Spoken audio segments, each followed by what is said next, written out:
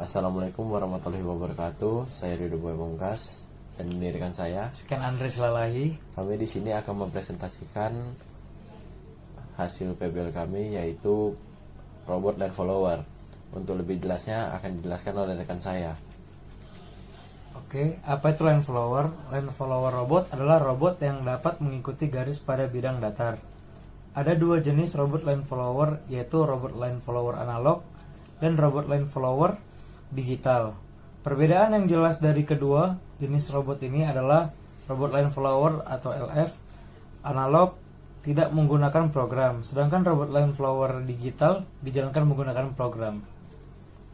Untuk komponen yang kami gunakan, yaitu untuk driver motor DC, pertama ada resistor 330 ohm, kapasitor, LED, IC L298N, IC 7805, IC LM324, kabel jumper, dan pin header.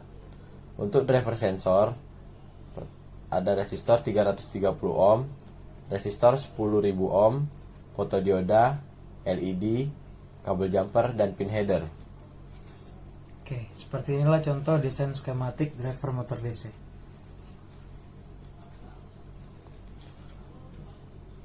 Ini adalah desain layout driver motor DC dan driver sensor. Berikut proses pembuatannya. Pertama ada penyablonan.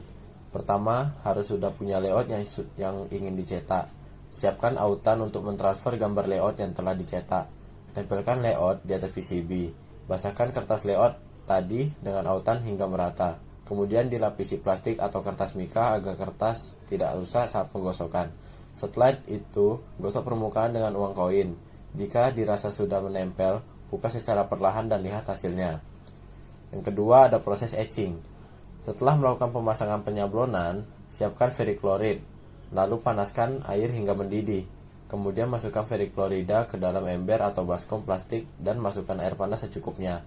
Lalu masukkan PCB yang sudah disablon dan goyang-goyangkan ember sehingga tembaga yang ada di jalur PCB terkelupas. Oke, proses pembuatan. Yang pertama, pemotongan PCB. Setelah melakukan proses etching, dilanjutkan melakukan pemotongan PCB menggunakan gerinda. Saat memotong PCB, harus sesuai dengan ukuran yang dibutuhkan. Dan setelah melakukan pemotongan, lakukan pengecekan jalur menggunakan multimeter. Yang kedua ada pengeboran PCB. Setelah melakukan pemotongan pengecekan jalur, lanjut pengeboran PCB. Pengeboran ini harus dilakukan secara hati-hati supaya hasilnya pas dan tidak keluar dari jalur yang sudah ditentukan, karena dapat memutus jalur yang terbentuk apabila ada kesalahan pada saat melakukan pengeboran.